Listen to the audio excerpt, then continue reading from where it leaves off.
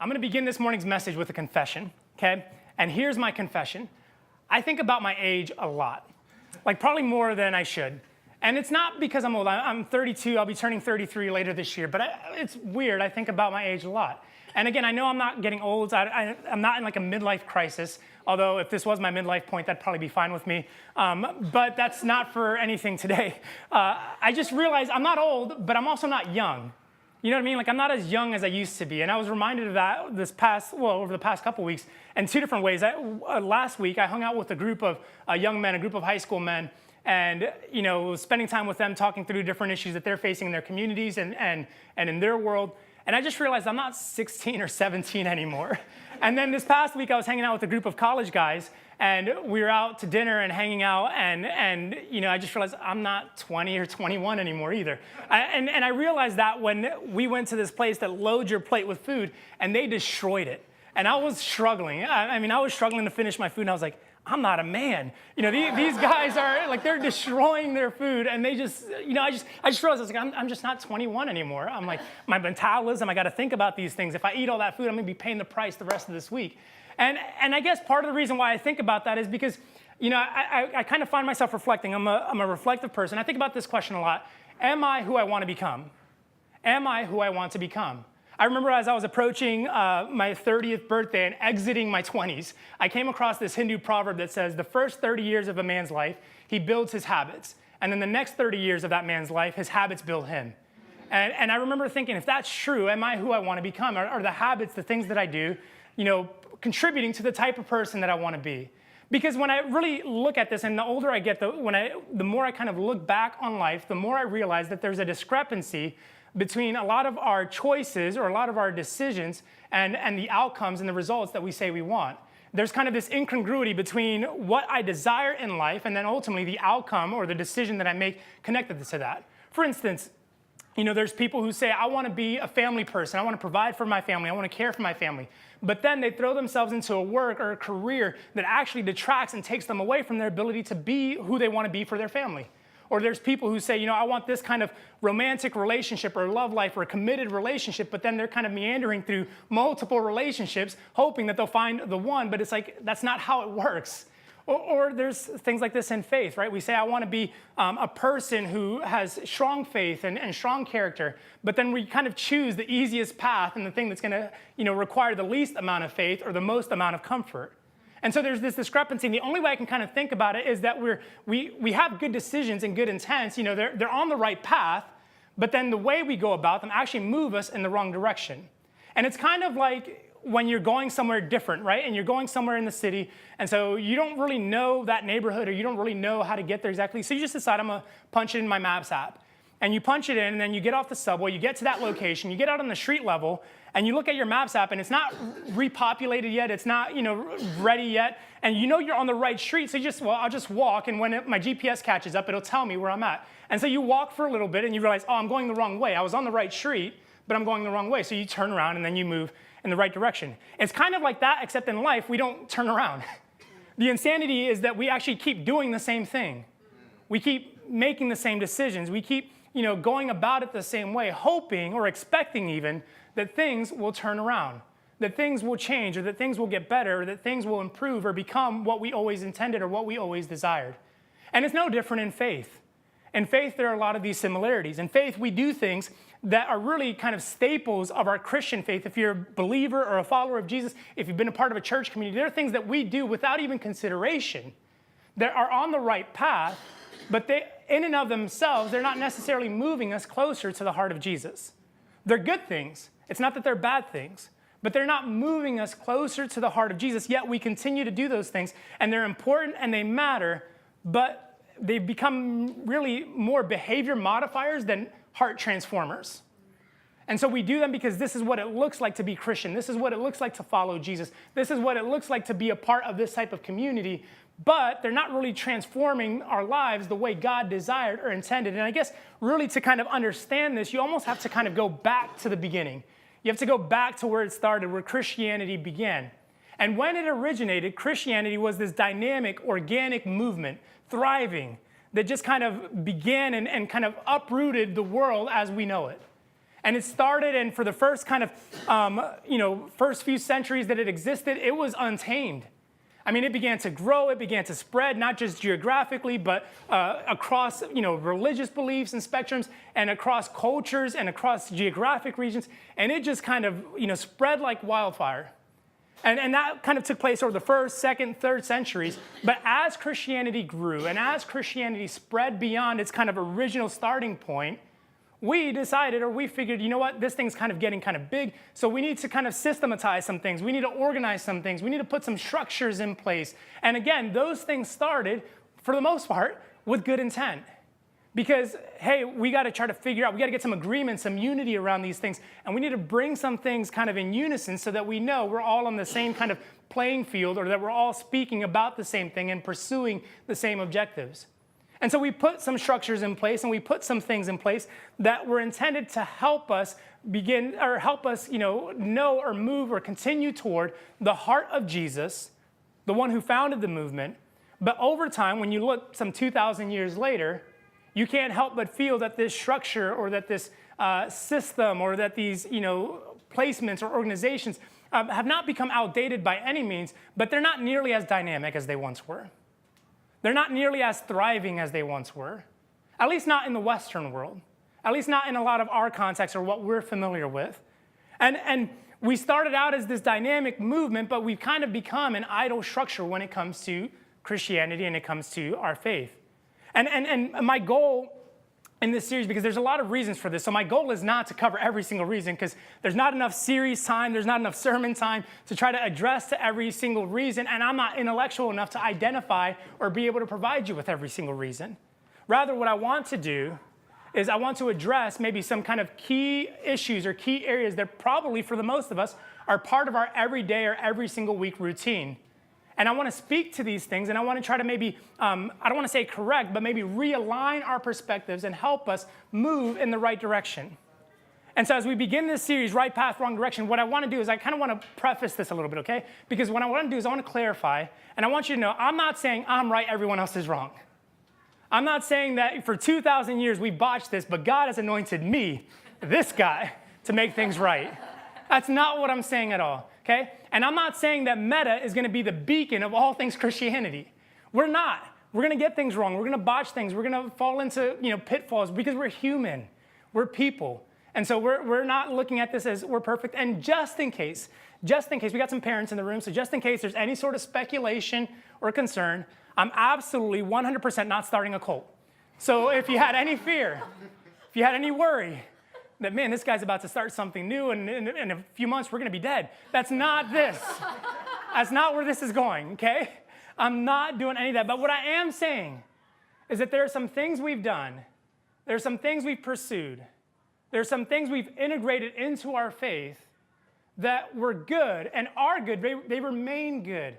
But the way we go about them has actually moved us further from the heart of who Jesus is and what Jesus desires. Does that make sense? Are we with me on that? Yeah. Okay, great, good, because it would have been awful if you said no.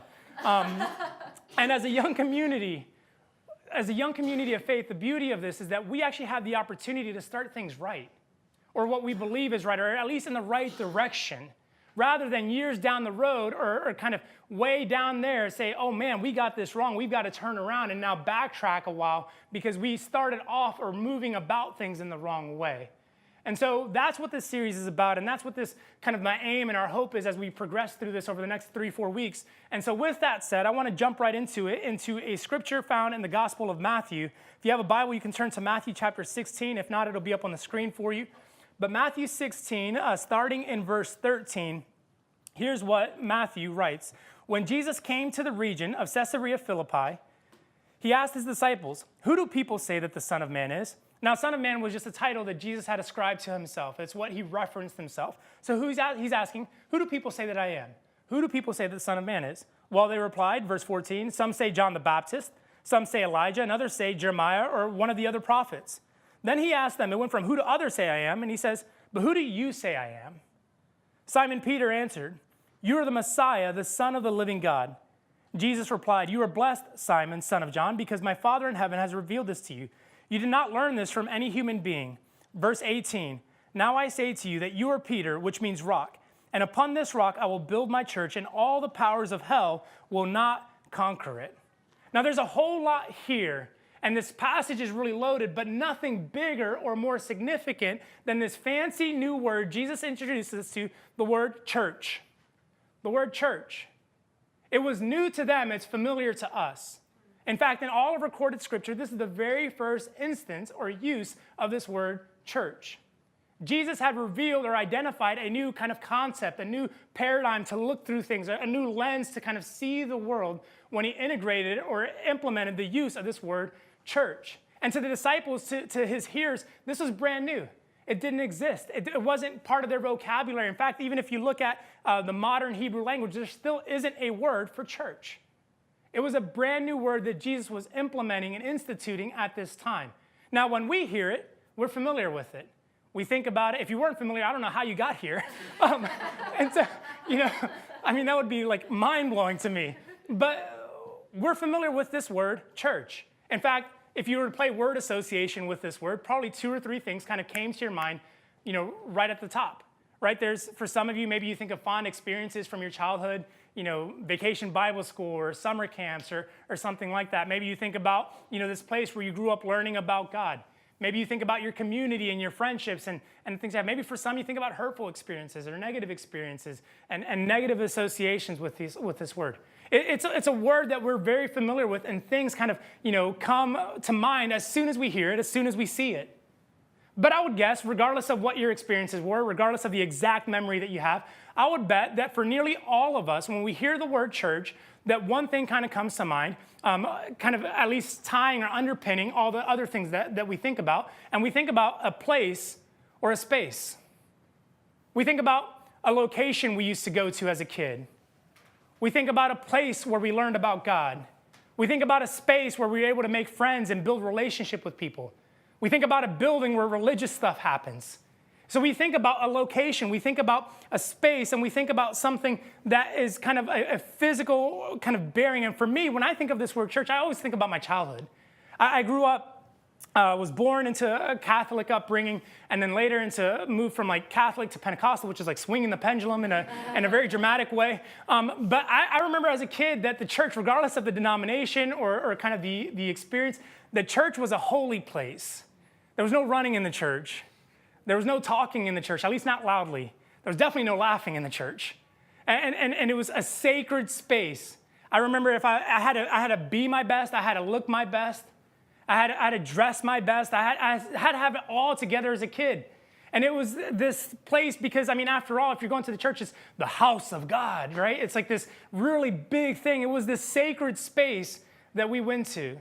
And I have fond memories of church. I have negative memories of church. I have all those things kind of across the spectrum. But I think regardless of our experiences or regardless of what your specific memory is or what your specific word association is with this word church, I think most of us would agree that somewhere in those top 2 to 3 things, we think of a building or a space, a gathering place of sorts, a location. When we think of the word church, it's tied to that.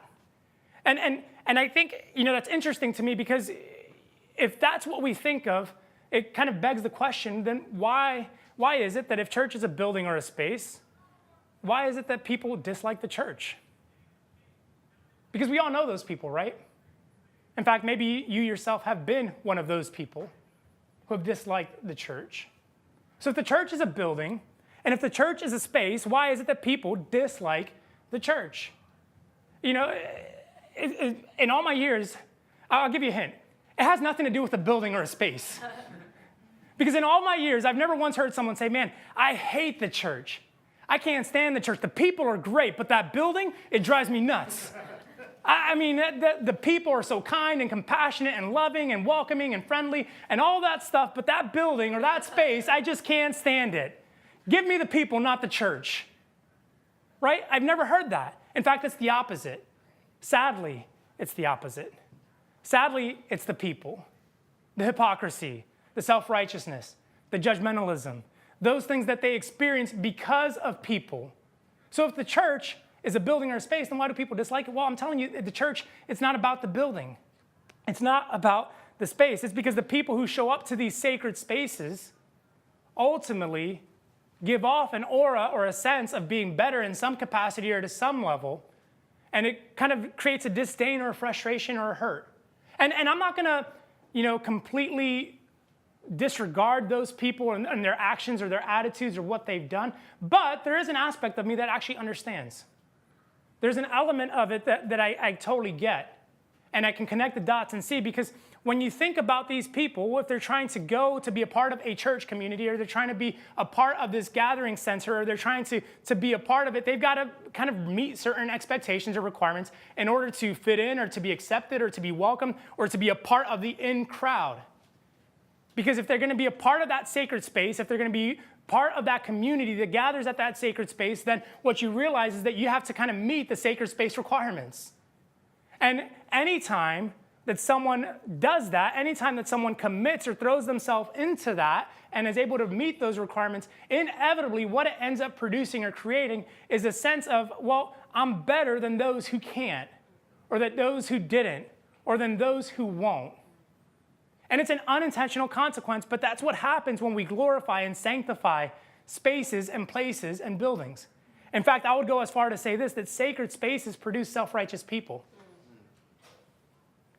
Sacred spaces produce self-righteous people. And for the record, this is not just true in Christianity, this is true in other religions. It's not exclusive to Christianity. This is about sacred spaces. Anytime there's a sacred space that requires people meet a certain criteria, a certain standard, the consequence of that is that if, in order to be welcomed into this space, in order to show myself here and to be accepted into this space, I have to meet a certain level or a certain requirement, and other people are not meeting that level or that requirement, which means, to a degree, I'm better than those people. And so the default consequence is that this is what happens. This is what comes. In fact, the crazy thing about this, or the ironic thing about this isn't actually even what Jesus was talking about when he talked about church. This isn't what he meant. This isn't what he desired. This isn't what he was talking about. In fact, when Jesus gave us this fancy word that we now translate as church, there was no building. There was no gathering place. There was no, hey guys, I'm going to build my church. So here's what this means, okay? Sunday, 11 o'clock, we're going to show up. We're going to sing 3 songs. We're going to have an offering and a welcome time. I'm going to preach a message. And then after, we just figure out where we go for lunch and we'll be game. There was none of that. That's not what he said, or that's not what he meant when he said, I will build my church. That's not what he was referencing. That's not what he was talking about. And that's not what he was dreaming of. In fact, I'll take it up a notch. Okay, because the very location, the very place where he introduced us to this word was the exact opposite of anything we would associate with church. Matthew writes in verse 13 that this happened, this conversation, this dialogue took place in a town or a region called Caesarea Philippi. And Caesarea Philippi is in the northern region of Israel at the base of Mount Hermon, which is the tallest point in Israel. And so at the base of Mount Hermon is this region called Caesarea Philippi, which is well known for its natural water springs. And these water springs at different points of the year would kind of flourish from the ground up, coming out of caves, and create kind of vast pools and a vast array of rivers and streams that flowed to that region. But it was also a well-known spot in Israel for worship of Greek gods. But not just any Greek gods, Greek fertility gods. And it was believed that in this place, when the waters receded, there was one particular spring with a massive hole, and it would go down into an abyss. And it was believed that that cave, that place, was actually the passage to the passage essentially to hell, but the underground passage for the gods to kind of go and back and forth between the underworld and humankind. And so this place became a place where people would gather to worship the Greek gods, but because the springs at different points of the year would flow and wouldn't flow, it was believed that in order to summon the gods, in order to summon the springs, that vile sex acts and prostitution and all these different types of things would have to happen as a means of giving tribute or paying honor to these fertility gods so that waters could flow from these springs. So there was all sorts of crazy stuff happening and taking place in this location, Caesarea Philippi, and I guarantee you've never been to a church service like that. I can promise you that. In fact, I would venture to say, it's safe to say that probably none of us would ever want to go to a church experience like that. This is what happened here. So when Jesus said, I will build my church, he was talking about it in the least church place possible. He was introducing this concept in a foreign kind of way to a place that didn't reflect or resemble anything that we think of when we think of church. So if that's not what Jesus meant, it begs the question, well, what did he mean, and why does it matter? I'm glad you asked. So here's where we jump into this, because I think to understand this question, you have to go back to this word, church. So if you go back to this word church, here it's the Greek word that's translated church. It's the Greek word ekklesia. And ekklesia is a non-religious term. It has nothing to do with church, religion, spirituality. It means a gathering or an assembly. It's I guess, Platonic in that sense. It's not interested in a religion or space. In fact, other parts of your New Testament, if you were to read and you see gathering or assembly, it's likely that it came from this word. So it's not strictly about a religious experience. But if you go a little bit deeper, the literal meaning, it's kind of broken up in two parts. There's the ek, the ek, which is a prefix, and it means out. Klesia comes from the Greek word kaleo, which means to call.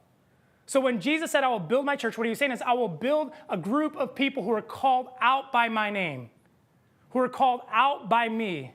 A group of people who are a gathering or an assembly, if you will, but they're designated for a purpose. They've been called out into something. In fact, he was talking about a gathering of people that would be specifically his followers and wear his label and his identity. Not a brand of church, not a brand of denomination, but Jesus alone. See, Jesus didn't call us into something as much as he called us out as something. Yeah, that's good. He didn't call us into church. He called us out as the church. We, those of us who have committed our lives to him, who believe in him as Lord and Savior, those people, Jesus said, these are my people, called out in this way. That when we hear the word church, we shouldn't think of a space or a place. We shouldn't think of a sacred space. We should think of a people. We should think of us, you, me. We are the church, not this space.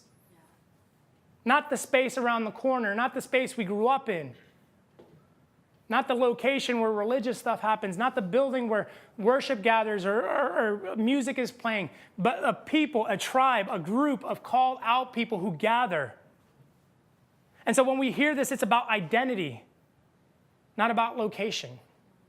It's about who Jesus has called us to be. And I think this is where it gets, really, when you think about it, this is where it gets special.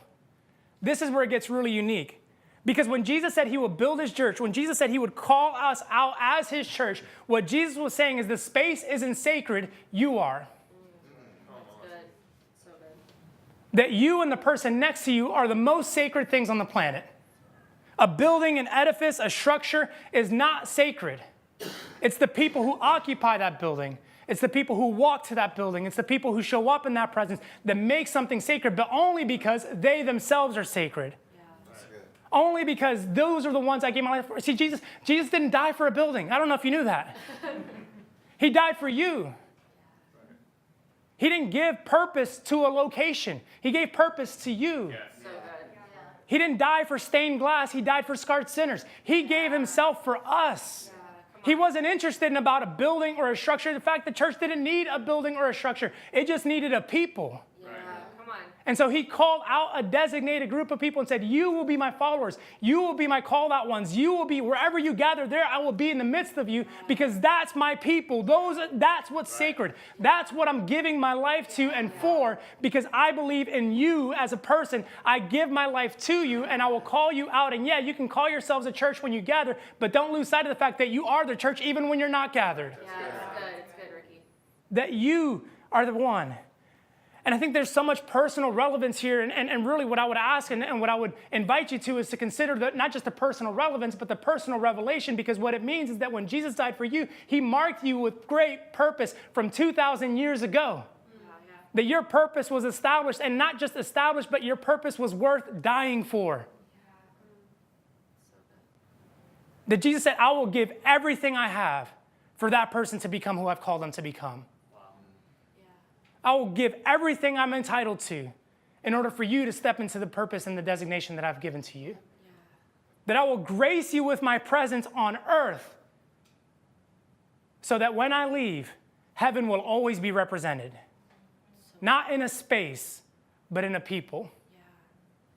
And I don't know what your purpose is. I don't know what you struggled with. I don't know what you've been taught or not taught about your purpose. I don't know what significance has been given to you. I don't know what significance has been taken away from you. I don't know what you've believed for. I don't know what you've cried over. I don't know what you've lost, what you've earned. I don't know any of that. I just know that if Jesus died for it, then there must be something to it. And if Jesus gave his life for it, that you shouldn't give up on it just yet. Yeah, come on. And that if you don't know it, you should pursue it. That if you do know it, then don't give up on it and just aim for that purpose, whatever it is that Jesus has given to you, because that's what he died for and that's what he called you into, because the space isn't sacred, you are. So good. And listen, I'll give you a little secret, but that purpose was ordained and established long before Meta Church ever was. And as your pastor, as your leader, look, I'm glad that you're here. I love that you're here. I love that we get to build together and we get to start this community together. But it would be amiss for me to believe or assume that your purpose is tied into this organization. Right. Because I don't believe that one bit. I believe God has given you greater purpose. He didn't die for Meta. In fact, Meta is just part of my purpose. And I believe it has opportunity to be a part of your purpose, but only if I help you, or only if we commit to helping you step into the purpose that God died for some 2,000 years ago. Yeah. So the church isn't about, I think too long we gotten this wrong where we think, okay, well, it's about the church. It's about the church. And so show up to church, serve at the church, give to the church, do all these things for the church. And if someone has a vision or a picture that is, quote, outside the church, then we get upset as pastors and leaders. Well, you know, they missed the mark. They just don't get it. No, we don't get it. Because Jesus didn't die for Meta Church, the organization, the 501c3. He died for you. He gave purpose to you. He didn't call out Meta Church. I mean, if he did, then we're slow of hearing because it took 2,000 years for us to show up. He called out you. And he marked you with significance, no matter what's been said or not said. And I think when he spoke about this building, or when he spoke about building a church, he spoke about building a movement of people, a called out tribe that would gather, yes, that would meet, absolutely, but they wouldn't be stagnant. They wouldn't be idle.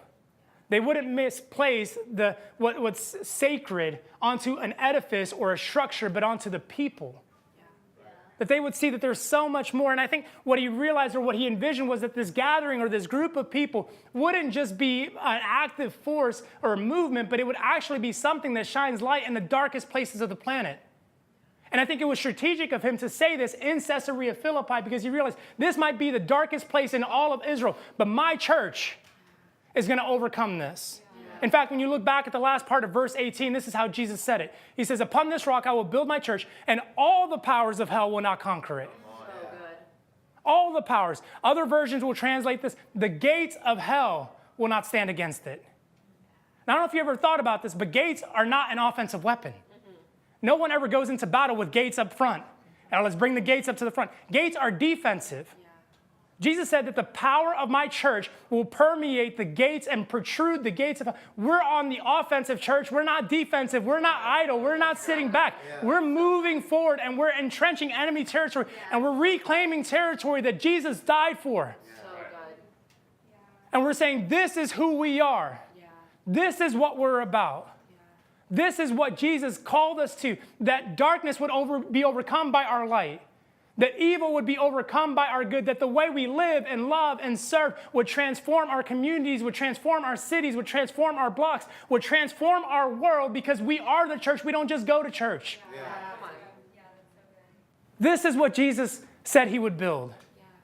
And for the first few centuries, the church was exactly that.